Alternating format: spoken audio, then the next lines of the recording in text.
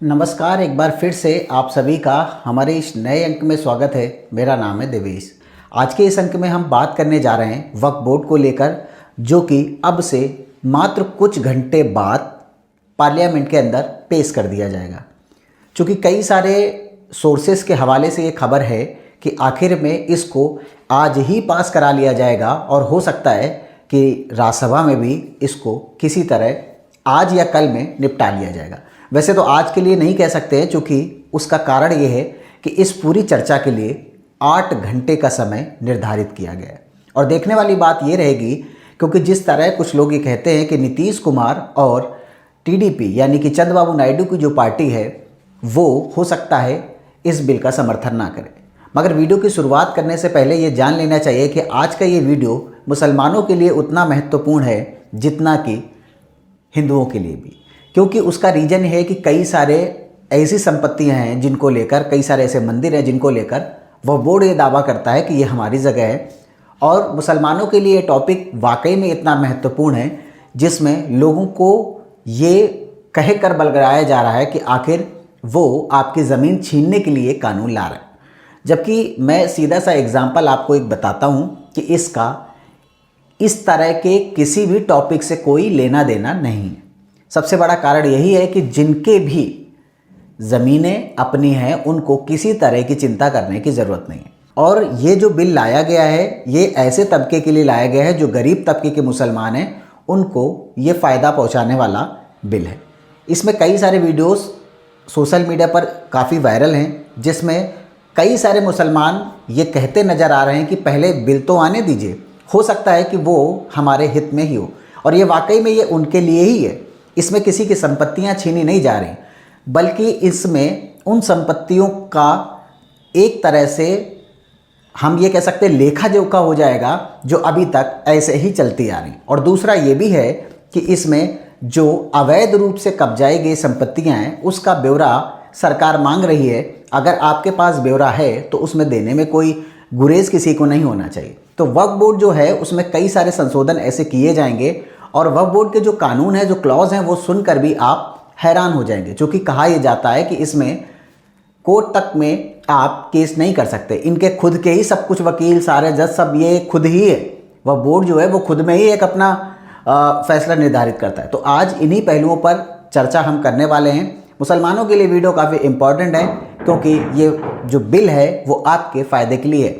तो वीडियो की शुरुआत करते हैं, और शुरुआत हर रोज़ की तरह एक अपील के साथ कि पिछले वीडियो में जिस तरह आपने हमें प्यार दिया है, आशा करते हैं कि आपको हमारे अंक पसंद आते होंगे और आगे चलकर इसी तरह से हम आपके लिए कई सारे नए अंक लाते रहेंगे, जिसमें हर रोज़ एक नई जानकारी आपको मिलेगी।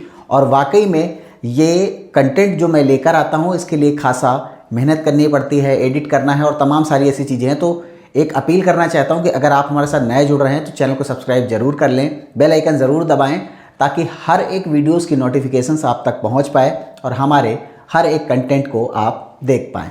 तो अब करते हैं वीडियो की शुरुआत और बताते हैं कि आखिर ये पूरा मामला क्या है। अब से कुछ घंटों बाद वक्फ बोर्ड को लेकर सरकार ने पहले ही कमर कस ली थी और ये कहा जा रहा था कि 2 अप्रैल को इसको पेश कर दिया जाएगा। किरण रिजिजू की तरफ से साफ साफ ये कहा गया है कि इसमें किसी मुसलमान को कोई चिंता करने की ज़रूरत नहीं है। और जो विपक्ष कर रहा है, जो लोगों को बरगला रहा है कि इसमें आपकी संपत्तियां छीन ली जाएंगी, ये सेम ऐसे ही है जैसे पहले सीए को लेकर लोगों में भ्रम फैलाया गया। और जिस तरह का आंदोलन हमने उस समय देखा था उसमें एक चीज़ निकल कर सामने आई थी कि कैसे भी करके सत्ता को हथियाने के लिए राजनीतिक दलों का जो कोई भी नुमाइंदा हो, किसी भी पार्टी का हो, वो किसी भी हद तक जा सकता है। ऐसे ही केसेस हमने देखे सीए को लेकर, और ऐसा ही कुछ ओवैसी जैसे लोग इस पूरे मुद्दे को लेकर भटकाने का काम कर रहे हैं। हालांकि ओवैसी ने इस पर साफ साफ कहा है कि ये मुसलमान इस पर चुप नहीं बैठेगा, मगर मुसलमानों को ये समझ लेना चाहिए कि ऐसे राजनेताओं के बहकाने पर आकर वो आखिर में अपना ही नुकसान करते हैं।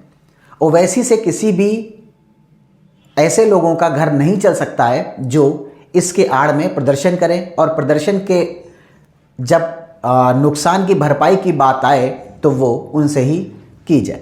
क्योंकि सीए के मुद्दे को लेकर हमने देखा है कि कितनी वसूली लोगों से की गई जिन्होंने यहाँ पर स्टोन पेंटिंग और तमाम ऐसी घटनाओं को अंजाम दिया, और लोग जो इस तरह की सोच रखते हैं उनसे भरपाई भी इसी तरह होनी चाहिए।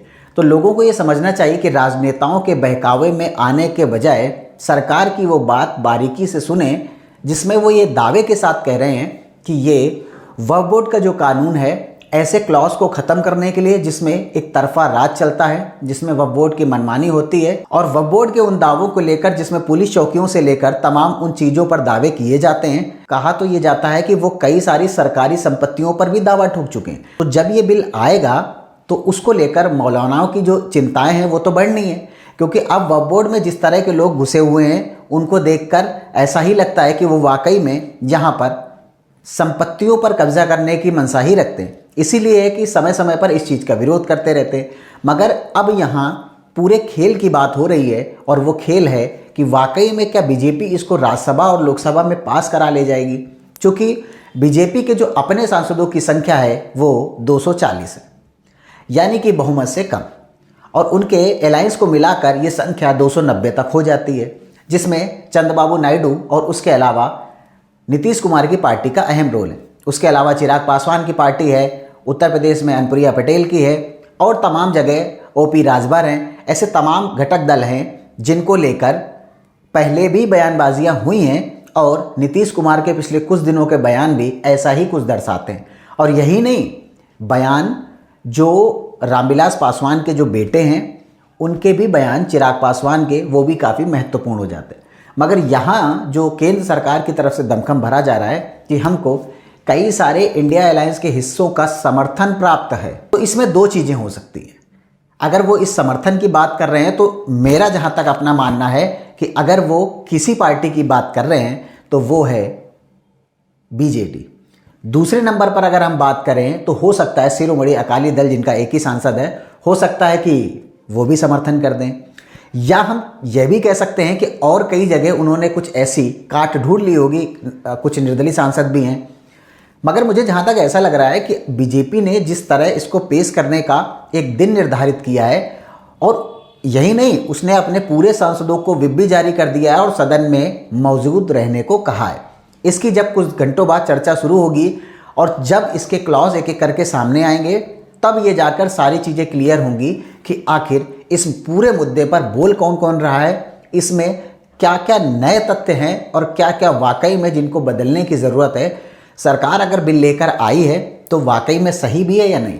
दूसरा पक्ष ये कहता है कि इसमें जो संशोधन किए गए हैं वो मुसलमानों को देखते हुए नहीं किए गए हैं, अपनी मनमानी के हिसाब से किए गए, और वो अभी और कई सारे सुझाव दे रहे हैं जिनको लेकर बीजेपी ने साफ साफ कह दिया है कि अब इसमें, यानी कि वो पहले भी कमेटी के पास भेजा गया था, वहाँ से सुधार होने के बाद अब पेश किया जा रहा है। तो अब जब ये बिल पेश किया जा रहा है तो क्या वाकई में बीजेपी इससे पार पा जाएगी?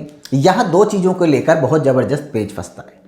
एक पेच फंसता है नीतीश कुमार और चंद्रबाबू नायडू को लेकर। हालांकि मैं आपको एक चीज़ क्लियर करना चाहता हूँ कि चंद्रबाबू नायडू की तरफ से ये साफ साफ कह दिया गया है कि हम इस बिल के समर्थन में वोट करेंगे, और जबकि नीतीश कुमार ने ये कहा है कि हम इसकी कॉपियाँ पहले देखेंगे, अगर कुछ निष्कर्ष होंगे तो हम ज़रूर बताएंगे।